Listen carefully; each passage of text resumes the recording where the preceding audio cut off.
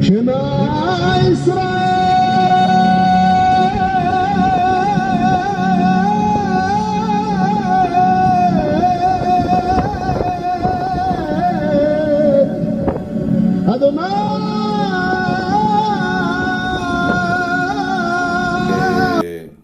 Gracias por la invitación y de poder estar en este prestigioso canal, Sana Doctrina, en los que hablan grandes hombres de España, y para mí es un privilegio que me deis un hueco para poder hablar algo de la palabra de Dios.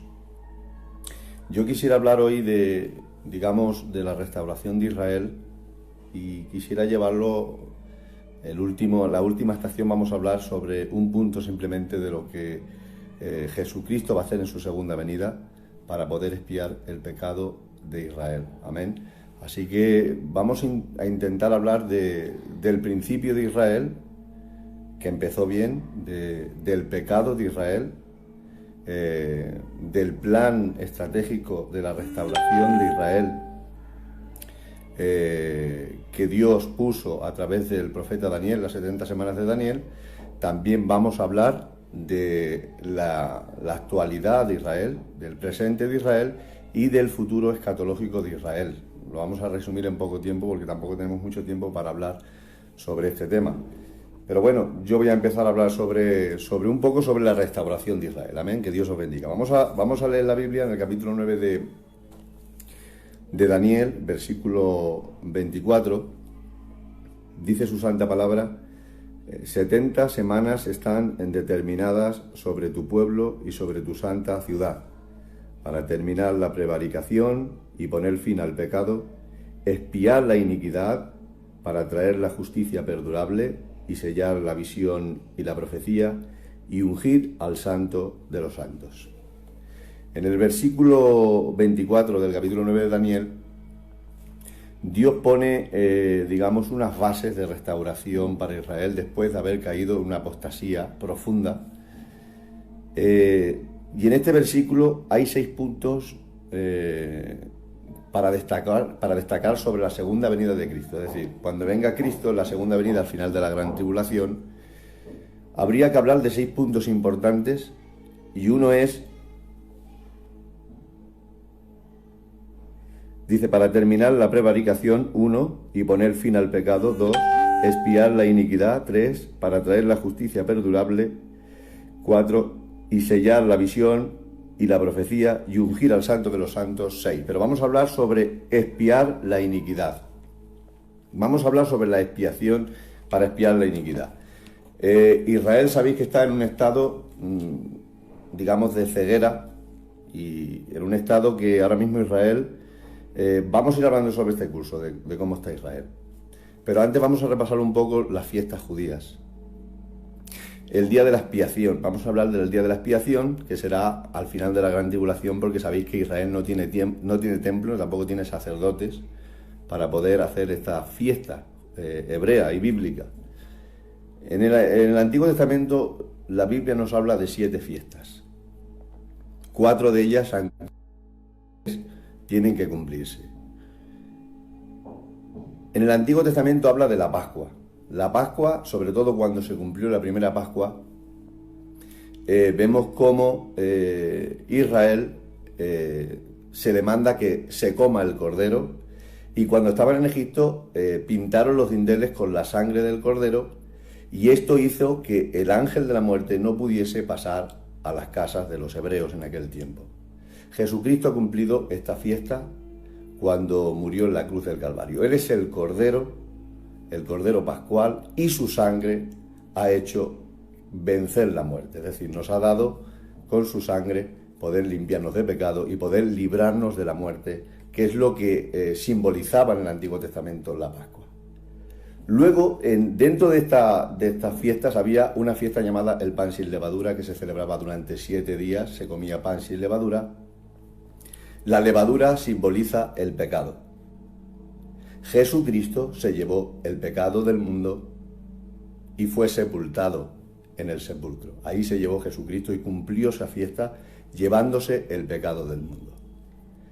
3 días después de la Pascua se celebraba otra de las fiestas, que se llamaba la fiesta de las primicias, y se le daban las primicias de los frutos, Jesucristo al tercer día también cumplió esta fiesta, resucitando de entre los muertos, y Él es el primogénito de la resurrección.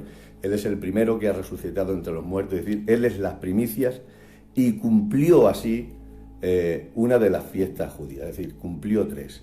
Y la cuarta fiesta que Jesucristo cumplió fue que en el Antiguo Testamento se celebraba a los 50 días después de la Pascua, se celebraba una fiesta llamada la fiesta de las semanas, que luego se derivó a llamarse la fiesta de Pentecostés, que es un término griego que quiere decir 50, y se celebró esa fiesta cuando los 120 cristianos estaban en el aposento alto. Esta fiesta, cuando en su origen, fue cuando vino el descenso de la ley en el Sinaí. Pues aquí en esta fiesta se cumplió el descenso del Espíritu Santo. Aquí se cumplió una de las fiestas, aunque se podría hablar muchísimo más profundo sobre esto.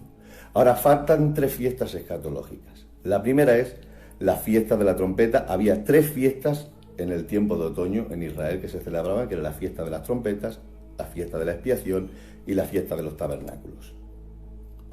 Falta por cumplirse la fiesta de las trompetas. La fiesta de las trompetas en el antiguo Israel se tocaba la trompeta para hacer una santa convocación del pueblo, donde el pueblo se tenía que hacer sacrificios y se ponían a orar y a ayunar. Esto sucederá cuando suene la trompeta, según Apocalipsis capítulo 4.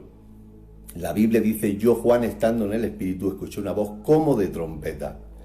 Y esa voz decía: sube acá. Es decir, la voz, la trompeta que muchas veces escuchamos que va a sonar en el rapto, no es otra cosa que la voz de Dios diciendo a su pueblo, convocando a su pueblo para llevárselo al cielo y así sacarlos de la gran tribulación.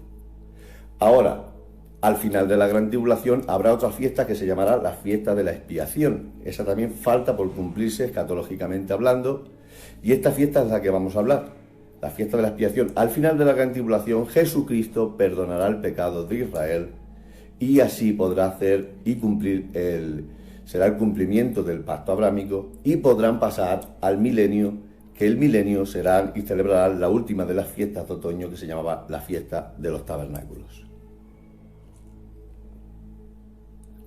Ahora bien, la Biblia dice Dios reveló en el Antiguo Testamento, para celebrar la fiesta de expiación, tenemos que atrasarnos sobre la dispensación de la historia, y Dios lo que quiso hacer con Israel fueron 2 cosas importantes. Una es poner un tabernáculo, que con el tabernáculo lo que quería hacer era vivir en medio de su pueblo, y poner una fiesta, la fiesta de la expiación, y a través del tabernáculo y la fiesta de la expiación, siempre y cuando se cumplieran las cosas que Jehová había demandado a su pueblo, Dios manifestaría su gloria en el lugar santísimo. Dice la Biblia en Éxodo capítulo 25, versículo 8: harán un santuario para mí y habitaré en medio de ellos. Es decir, el Señor lo que quería era 2 cosas, estableció 2 cosas. Una, el tabernáculo; 2, la fiesta de expiación. Uniendo estas 2 cosas, la gloria de Dios descendería. Pero ahora el pueblo tenía que tener una actitud reverente para que se manifestara la gloria de Dios, y el sumo sacerdote tenía que hacer todo lo que Dios demandaba en el tabernáculo. En el capítulo 23 de Levítico, para la fiesta de la expiación, Dios demandaba unas cosas. Ahora bien, Dios puso un tabernáculo. ¿Este tabernáculo qué era? Este tabernáculo simboliza a Cristo, claro está, que Dios vive en medio de su pueblo, pero estamos hablando del Antiguo Testamento. En el Antiguo Testamento, cuando se revela las medidas del tabernáculo, vemos cómo Dios hace todas las cosas milímetro a milímetro para que la gloria de Dios se manifieste. Para que la gloria de Dios se manifieste en el antiguo Israel, tenía que ser todo como Dios lo había dicho. Fijaros que Dios revela un tabernáculo, y este tabernáculo tiene 45 metros de largo y 22 metros y medio de ancho. ¿Por qué tenía que ser 45 metros de largo y 22 y medio de ancho? Porque lo dijo Jehová y punto. Jehová estaba diciendo: mirad, hasta cada centímetro del tabernáculo, cada elemento y cada utensilio que está en el tabernáculo, tiene que ser como yo diga, y tenéis que cumplir a rajatabla todo lo que yo digo, si queréis que se manifieste mi gloria y yo pueda vivir en medio vuestra. ¿Por qué quería Dios vivir en medio de su pueblo? 1, para bendecirlos, y 2, para protegerlos. Ahora fijaros, el tabernáculo mide 45 metros de largo, 22 metros y medio de ancho.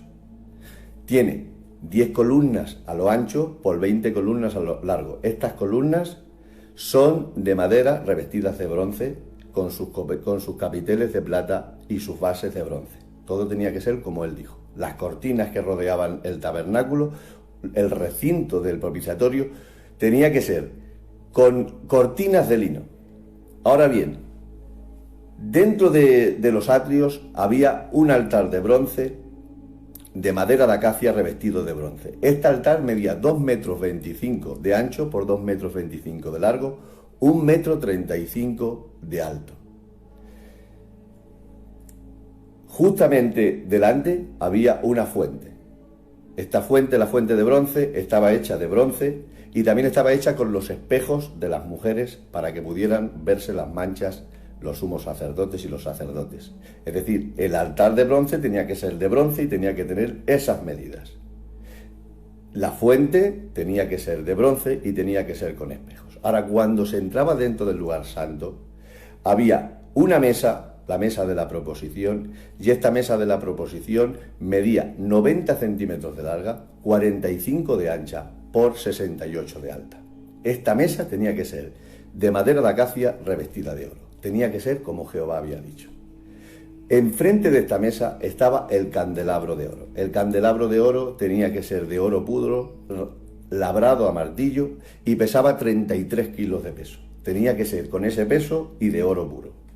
Ahora, justamente en el medio del lugar santo estaba el altar de incienso. Y el altar de incienso medía 90 centímetros de alto por 45 de ancho por 45 de largo. Tenía que ser de madera de acacia, también revestido de oro.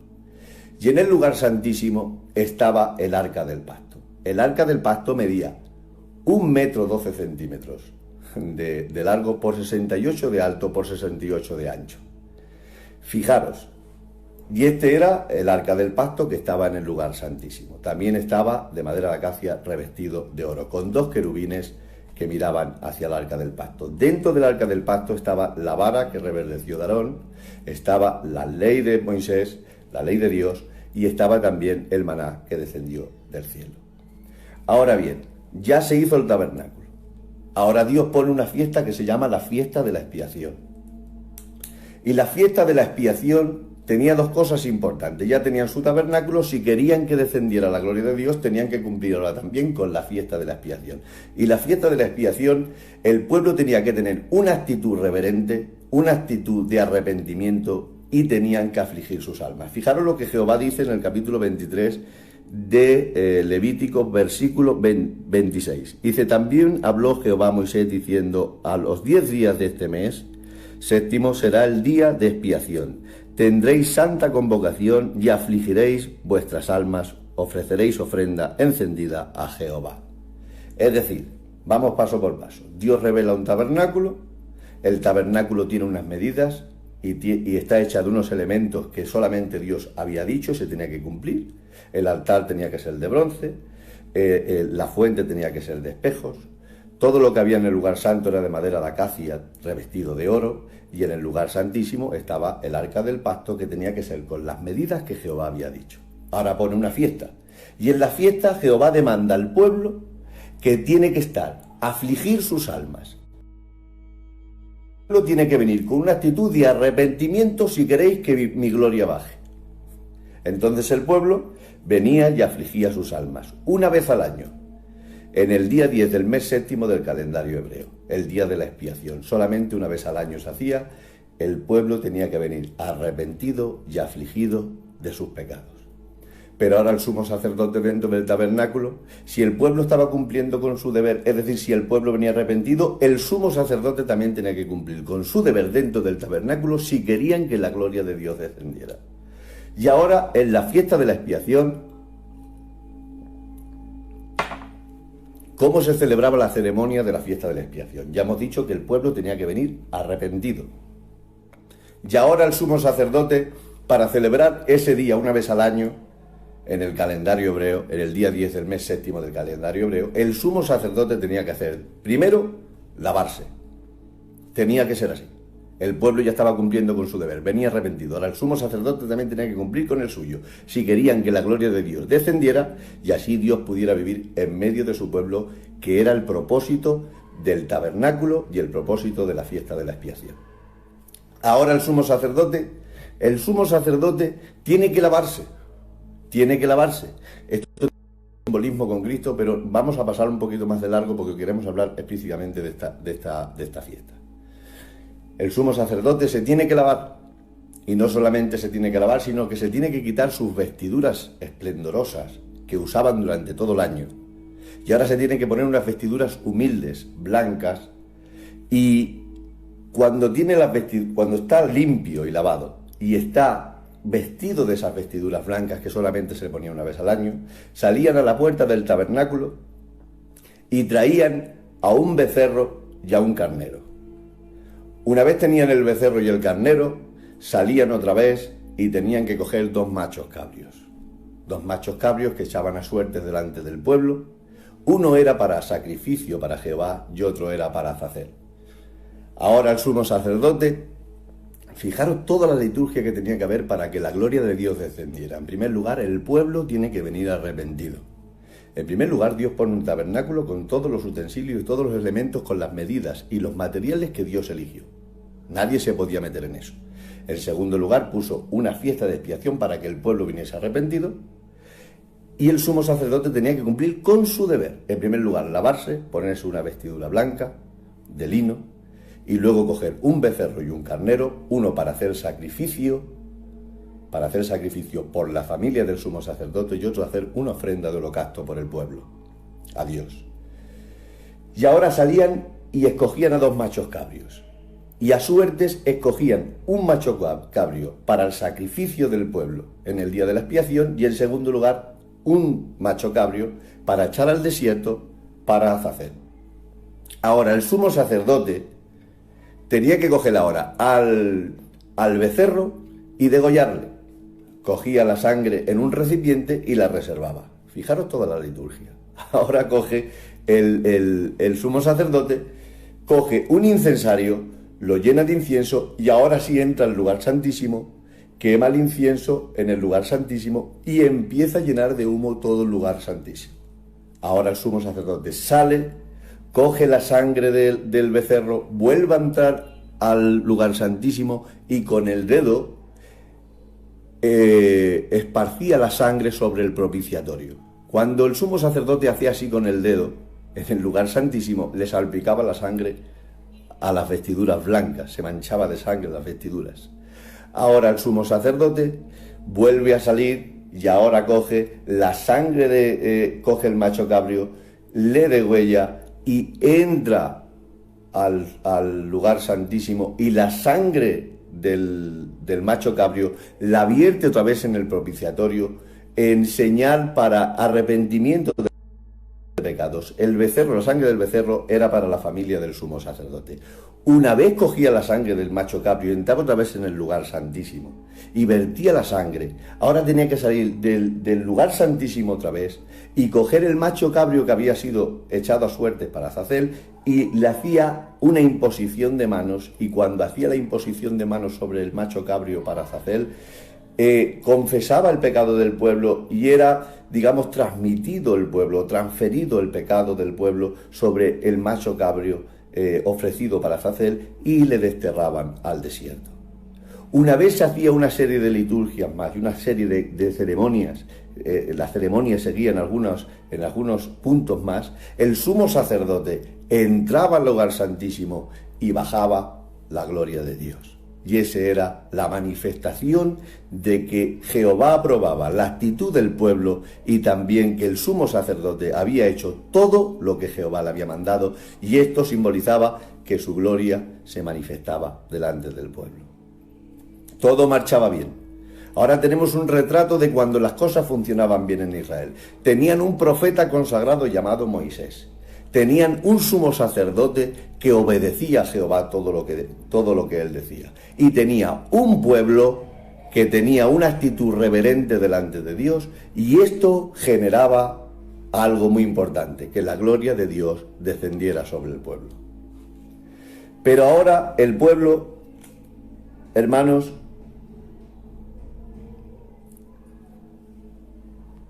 el pueblo empieza a tener una decadencia. El pueblo empieza a tener una decadencia. Y esta decadencia es que en ese tiempo Israel, según Romanos capítulo 9, versículo 30 al 33, Israel, cuando empieza a tener una decadencia, empieza a perder su fe. ¿Por qué empieza a perder su fe Israel? Porque Israel iba detrás de la ley para alcanzar la justicia. Es decir, Israel empezó a olvidarse del tabernáculo y empezó a olvidarse del día de la expiación, y empezaron a vivir un poco perdiendo la fe cada día más delante de Dios. Y esto lo que genera es una pérdida de fe. ¿Por qué? Porque Israel empieza a perseguir la ley para alcanzar la justicia, y la justicia solo se alcanza por la fe. Es decir, Israel intentaba alcanzar la justicia por medio de las obras, y eso era imposible. Entonces Dios, cuando ve que Israel empieza a olvidarse del tabernáculo, empieza a olvidarse de las fiestas solemnes que Dios había determinado para su pueblo, Dios intenta probar a su pueblo por medio de la fe. ¿Y cómo lo hace? En el capítulo 25 de Levítico, la Biblia dice que Jehová manda a Moisés a decirle a su pueblo: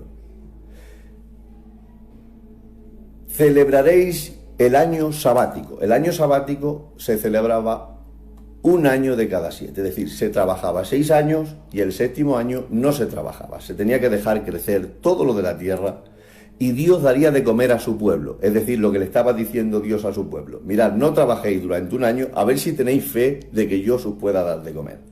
Y así dejáis de reposar la tierra.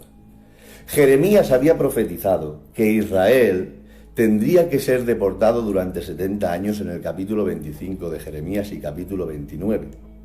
Ahora fijaros, Moisés va donde el pueblo y le dice: Jehová ha dicho que guardéis un año de cada 7 para dejar reposar la tierra, y Jehová os dará de comer. Pero el pueblo no tiene fe. Esto lo que hace es una decadencia de fe. Esta decadencia de fe hace que ellos sigan la ley para alcanzar una justicia que solo se alcanza por la fe, pero resulta que lo que le falta a Israel es la fe. Por eso Jehová los prueba con el año sabático. Es decir, Jehová estaba diciendo: a ver qué fe tienen en mí este pueblo. Les voy a decir que un año de cada 7 no trabajen y yo les daré de comer. Pero Israel no cree en eso. Israel no respeta el año sabático. Un año de cada 7, durante 490 años que lo cumplieron, salen 70 años. 70 años que se tuvo que llevar Jehová deportado a Babilonia para que la tierra reposara y se cumpliera lo que Dios dijo. Fijaros bien, 490 años no obedece el año sabático. 490 años. Un año de cada 7, durante 490, salen 70 años que le debía Israel a Jehová. Por eso Jehová se los lleva cautivos a Babilonia. Ahora bien, hay una decadencia de fe. Isaías profetiza una apostasía profunda. Ahora hay una división en el reino. Israel ya no tiene fe. Y cuando se pierde la fe, empiezan a venir las divisiones. Jeroboam y Roboam dividen el reino. 10 tribus se van al norte y 2 se quedan en el sur. Las 10 tribus del norte caen en manos de los asirios. El reino del sur queda todavía activo. Pero ahora pasa una cosa muy importante, hermanos. Habíamos dicho que cuando las cosas empezaron bien, la gloria de Dios descendía. Tenían un profeta consagrado llamado Moisés, tenía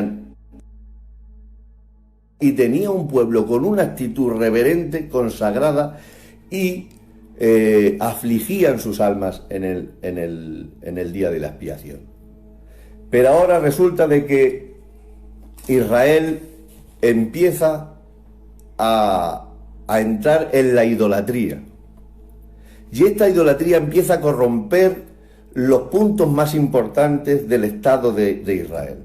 En primer lugar, los sacerdotes, los profetas y el pueblo que en el principio estaban consagrados. La Biblia dice que los profetas, en Lamentaciones, capítulo 2, versículo 14, fijaros ¿Dónde cayeron los profetas ahora? Habíamos dicho que en el Antiguo Testamento, en el principio, el profeta que era Moisés estaba consagrado. Ahora, cuando pierden la fe en el año sabático y en otros puntos importantes, aunque yo solamente os he dicho eso porque queremos ir un poco más rápido para recorrer este tema,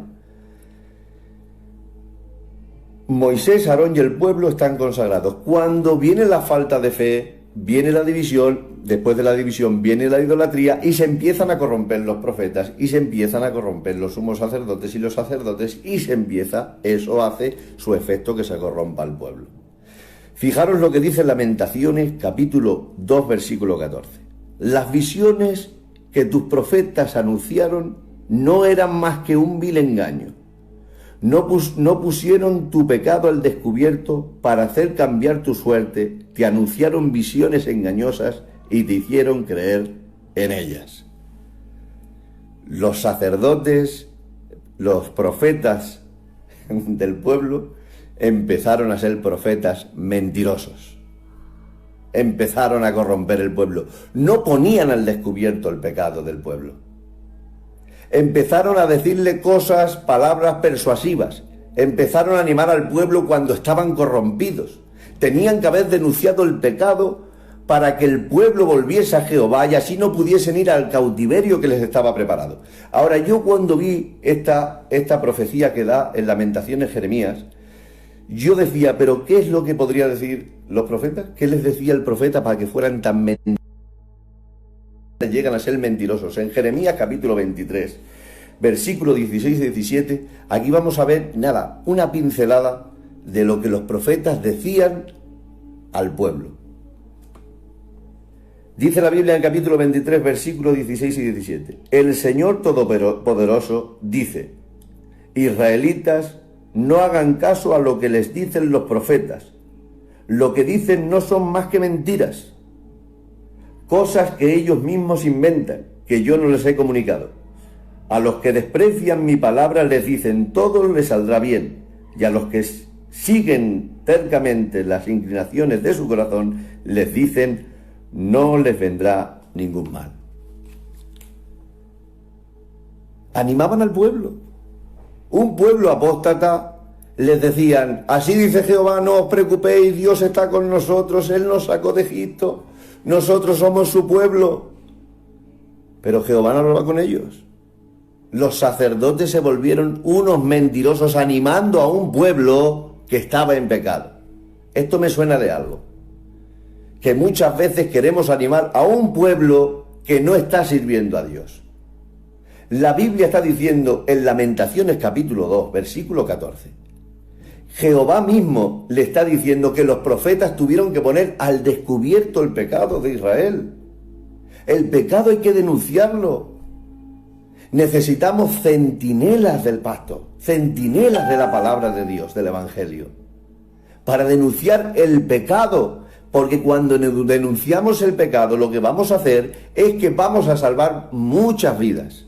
Pero los profetas se volvieron unos embusteros.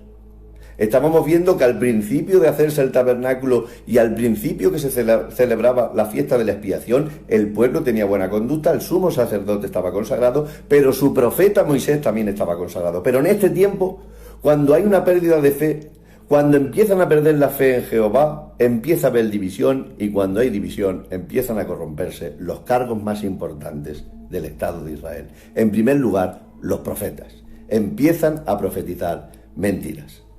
Pero ahora también habla de los sacerdotes y de los sumos sacerdotes. La Biblia dice, en Lamentaciones capítulo 4, versículo 13, dice, y todo por el pecado de sus profetas, por la maldad de sus sacerdotes, que dentro de la ciudad misma derramaron sangre inocente. Los profetas, unos mentirosos, y los sumos sacerdotes y los sacerdotes, unos asesinos. Por eso Jesucristo dijo en uno de los evangelios, Jerusalén, Jerusalén, que matas a tus profetas.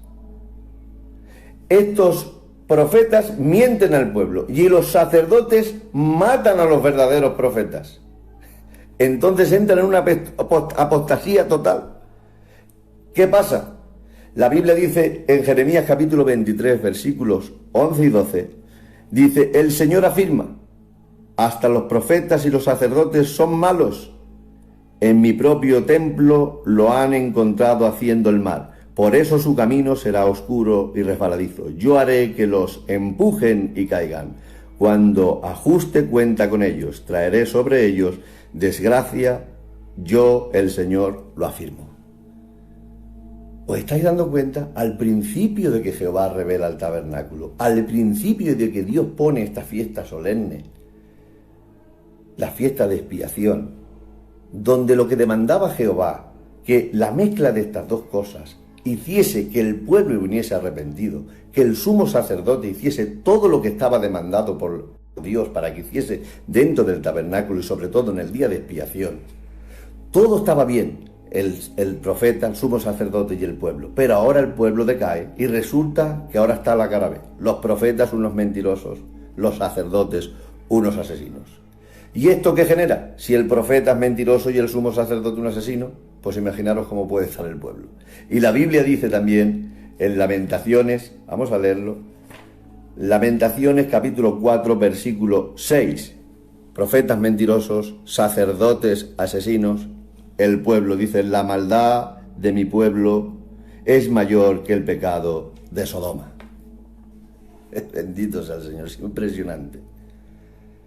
Israel ha entrado en una decadencia total. Israel es una adúltera, adultera con otros dioses. Y estos sumos sacerdotes, en el capítulo 8 de Ezequiel, nos da un retrato espectacular cuando dice que en el cautiverio Ezequiel, estando con los ancianos, dice que vio una visión de uno semejante a un hombre, que de cintura para arriba era semejante al fuego y cintura para abajo era semejante al bronce bruñido. Dice que le cogió por los pelos, gloria a Dios, y le llevó a Jerusalén, y le llevó a la entrada de Jerusalén, donde estaba ese ídolo que hacía que Jehová se airara con ellos.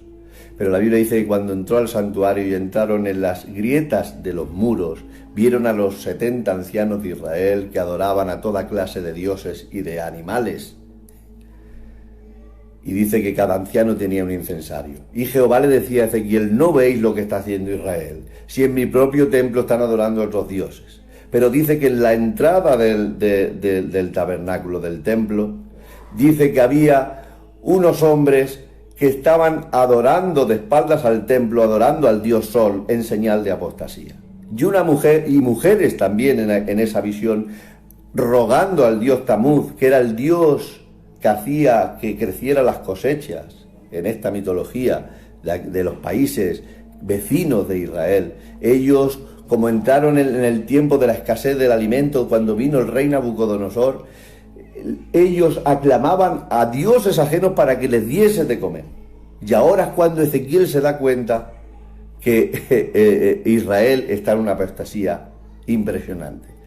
Ahora los profetas son unos embusteros, los sacerdotes son unos asesinos, el pueblo es peor que el pecado de Sodoma. Esto hace que hagan lo que es más normal. Si los profetas son embusteros, si los sacerdotes son unos asesinos y el pueblo está peor que Sodoma, ¿qué genera? Capítulo 10 de Ezequiel dice la Biblia que la gloria de Dios se va de Israel. La gloria de Dios se va de Israel al principio de los tiempos, cuando se puso la revelación del tabernáculo y de la fiesta de expiación. El profeta era santo, el sumo sacerdote era santo y el pueblo tenía una actitud reverente delante de Dios, y esto generaba que la gloria de Dios descendiera. Ahora se cambian las tornas cuando viene una pérdida de fe y la división del pueblo. ¿Qué viene? Viene la idolatría, y la idolatría hizo corromper a los cargos más importantes de Israel. En primer lugar, los profetas, que se vuelven unos embusteros, los sacerdotes unos asesinos, y el pueblo es peor que Sodoma. ¿Qué genera esto? Pues que la gloria de Dios se vaya. Dios quería vivir en medio de ellos. Dios había revelado un tabernáculo para vivir con ellos y había puesto una fiesta de la expiación para que hubiera derramamiento de sangre y así pudiera perdonar el pecado del pueblo. Pero Israel no quiere saber nada de Jehová, no quiere saber nada de Dios.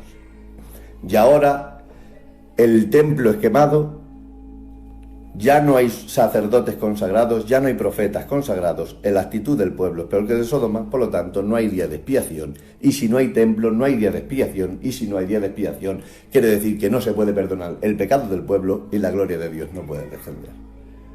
Por lo tanto llega el tiempo del rey Nabucodonosor, en el 605 a.C., Dios determina restaurar a Israel dentro de un plan escatológico de 490 años, 70 semanas de años, 490 años. Y estos 490 años Dios determina de restaurar a Israel en estos 490 años, pero por medio del sufrimiento. Y ahora en el capítulo 2 de Daniel y el capítulo 7 de Daniel, es decir, el capítulo 7 de Daniel es una revelación progresiva. Hay más información, hay más datos que en el capítulo 2, pero habla de lo mismo. En el capítulo 2 hay una estatua en forma de monarca con la cabeza de oro, pecho de plata, vientre de bronce, piernas de hierro y pies de hierro y barro cocido. Esto simboliza la cabeza de oro Babilonia, el imperio de Medo-Persa es el pecho de plata, el imperio griego son el vientre de bronce, las piernas de hierro es el imperio de Roma y los pies de hierro y barro cocido, un dictador final en los tiempos futuros donde saldría el anticristo. Ahora en el capítulo 7 hay una revelación progresiva donde vemos 4 bestias. En primer lugar vemos un león con alas de águila. En segundo lugar vemos un oso que está más inclinado de un lado que de otro y tiene unas costillas en su boca. En tercer lugar vemos a un leopardo con 4 cabezas y 4 alas. Y al final vemos una bestia espantosa que sale del mar y esa bestia dice que es espeluznante y de su cabeza salía 10 cuernos y de esos 10 cuernos un cuerno pequeño derribaba 3 y ese cuerno hablaba grandes cosas. Es decir, Dios determinó la apostasía del pueblo a hacer un plan regenerativo sobre Israel por el paso de las dispensaciones dentro de una profecía dada a Daniel, las 70 semanas de Daniel. Es decir, lo que Jehová determinó es decir, vosotros fuisteis malos, no me obedecisteis, los profetas han corrompido, los sacerdotes han corrompido, el pueblo es peor que Sodoma, se ha quemado mi templo y mi gloria se ha ido. Ahora yo voy a hacer un plan de 70 semanas, 490 años, y os prometo restauración a este pueblo, pero por medio del sufrimiento y de estar bajo el yugo de estos imperios. 400 años está en silencio Israel. El templo ya nunca fue lo mismo. Porque en los 400 años que hubo de silencio, desde Malaquías hasta Cristo, no salió ningún profeta. Y Jesucristo mismo, de su propia boca, dijo que en el templo de Dios la habéis hecho, que la casa de oración la habéis hecho cueva de ladrones. Ahora Israel tiene a su rey, a su Mesías, aquel que rechazaron durante siglos atrás, que apostataron de él, ahora le tienen en la tierra, se ha hecho carne. No le reciben. No le reciben. ¿Por qué no reciben a Jesucristo? Porque no tienen fe. Y queriendo establecer su propia justicia, no pudieron tener la justicia de Dios, que es por la fe. No le cabieron en su cabeza que Jesucristo fuese el Señor. Y ahora bien, en la actualidad Israel no conoce la justicia.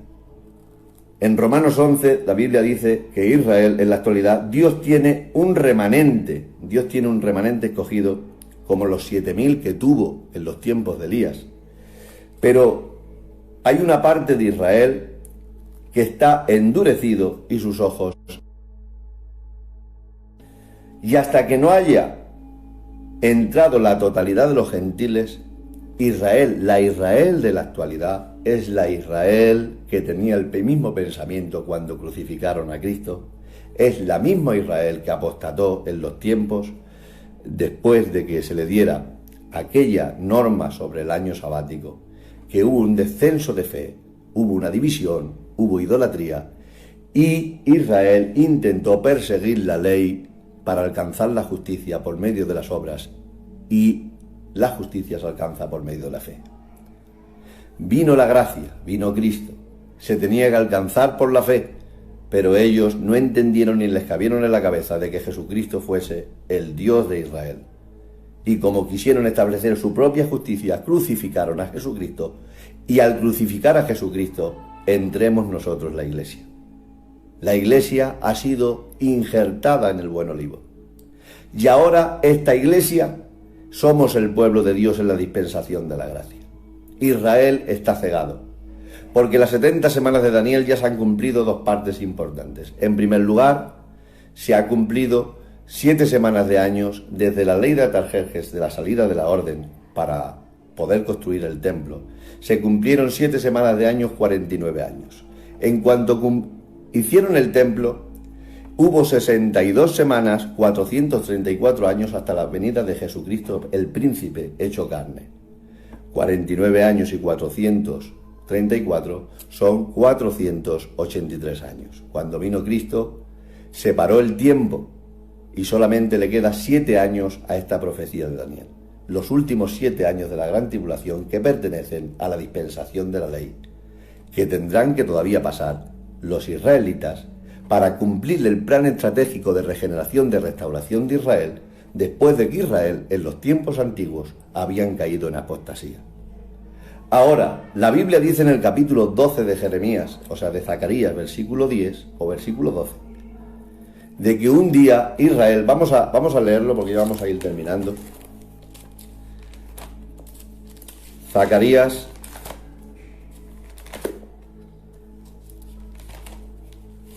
vamos al libro de Zacarías.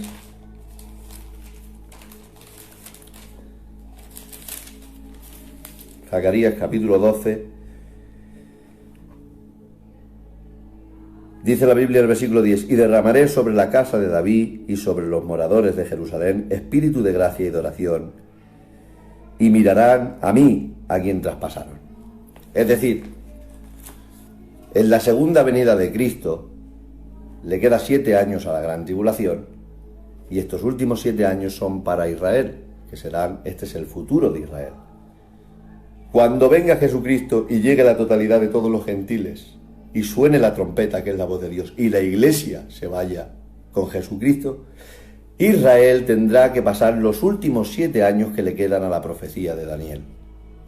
Esta profecía de Daniel se cumplirá en los 7 años y al final de la gran tribulación, dice la Biblia, Zacarías, que derramará de su espíritu, e Israel tendrá espíritu de adoración y mirarán al que traspasaron. Es decir, la actitud de Israel al final de la gran tribulación será como la actitud de origen, cuando Dios reveló las medidas del tabernáculo y la fiesta de la expiación, donde Israel, todo el pueblo, una vez al año, en el mes séptimo, en el día 10 del calendario hebreo, el pueblo de Israel venía con una actitud reverente de adoración y afligían sus almas. Al final de la gran tribulación, Israel volverá a tomar esa actitud. Adorarán a aquel que traspasaron. Pero la Biblia dice en el capítulo 19 de Apocalipsis, versículo 13, que Jesucristo vendrá con sus vestiduras teñidas en sangre. ¿Os acordáis cuando os dije que el sumo sacerdote, cuando entraba en el lugar santísimo y derramaba y esparcía la sangre del macho cabrio sobre el propiciatorio, se manchaba las vestiduras de sangre? Ese era un punto importante para perdonar al pueblo, pues Jesucristo vendrá otra vez para hacer el día de la expiación, la fiesta judía, escatológicamente hablando y simbólicamente hablando. Jesucristo vendrá con sus vestiduras teñidas en sangre. El pueblo vendrá con una actitud de adoración. Su sumo sacerdote, Jesucristo, habrá venido con sus vestiduras llenas de sangre, simbolizando que el pecado de Israel ha sido perdonado. Y allí será la restauración de Israel y el cumplimiento del pacto abrámico para que entren en el milenio, que serán las fiestas de los tabernáculos, donde Israel vivirá 1000 años en Jerusalén celebrando esta fiesta solemne de Israel. Pero en estos momentos, ¿qué podríamos decir? Que es un misterio, dice el capítulo 11 de Romanos. Esto es un misterio. ¿Qué misterio? Que en cuanto al Evangelio, Israel es enemigo de Dios. Pero en cuanto a los patriarcas de su pasado, son muy amados por Dios. Es decir, físicamente son el pueblo de Dios porque son descendientes de Abraham. Pero en cuanto al Evangelio, dice la Biblia en el versículo 28 de Romanos, son enemigos de Dios. ¿Por qué? Porque rechazaron a su Mesías, rechazaron a Jesucristo. Pero llegará un día de que Israel será restaurada al final de la gran tribulación y el Señor Jesucristo expiará los pecados de su pueblo Israel, y así podrá cumplir el pacto prometido a los patriarcas Abraham, Isaac y Jacob, para así poderle dar la tierra durante 1000 años y estar con su rey Jesucristo. Que Dios os bendiga. He ido un poco rápido porque es un tema muy extenso, no quiero cansaros. Espero que os haya hecho bien. Otro día, como ha sido la primera vez, he ido un poco nervioso, lo he hecho todos los datos de memoria, porque no tengo nada apuntado prácticamente. Y lo importante es que os haya hecho bien. Nada, decir, darle las gracias a mi hermano Jeromo de Olcasitas. Aquí me tienes para lo que quieras. Otro día, que ya será la segunda vez, iré con más experiencia y podré pararme en algunos puntos más importantes para desglosar mejor la palabra de Dios. Desde aquí un saludo a todos los hermanos, en especial a todos los de la iglesia de Getsemani, a mi hermano Juan Serrano Iglesias, mi primo Juan, que Dios te bendiga. Y también a Luis de Logroño. Estamos en contacto, espero hablar contigo en estos días y poder hablar con todos. A Adán Losada, a todos los del canal de Sana Doctrina, un abrazo fuerte, seguir así. La palabra de Dios tiene que correr y ser glorificada. Bendiciones. A partir de ahora estoy en vuestra disposición, porque no sé exactamente lo que tengo que hacer. Jeromo, pues nada, lo que tú me digas y me escribas ahí, así hago. Que Dios te bendiga.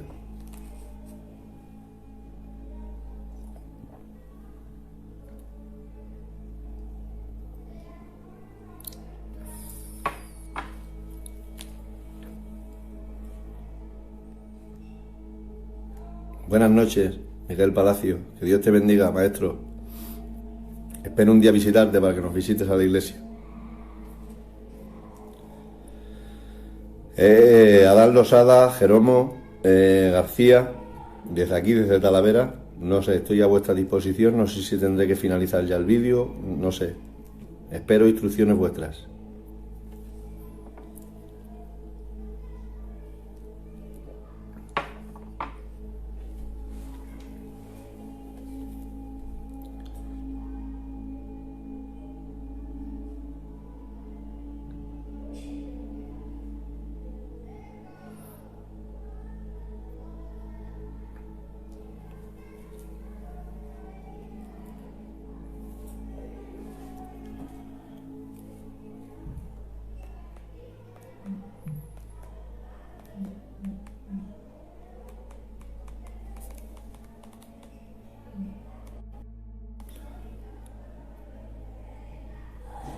Dios te bendiga, Jero, bendiciones, me alegro de que estés ahí. Te conozco ya hace años y nunca te he visto personalmente, espero poder verte algún día físicamente y darte un abrazo, Jero, que Dios te bendiga, Jero Jiménez.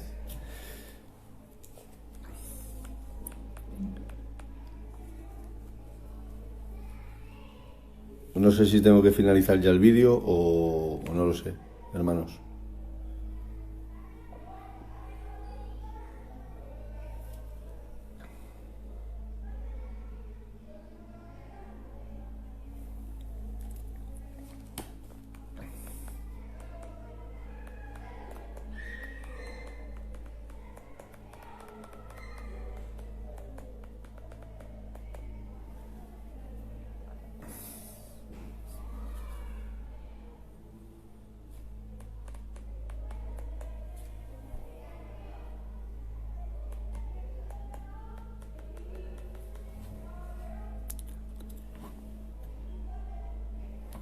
Javi Can, que Dios te bendiga, hermano. Bendiciones, un abrazo.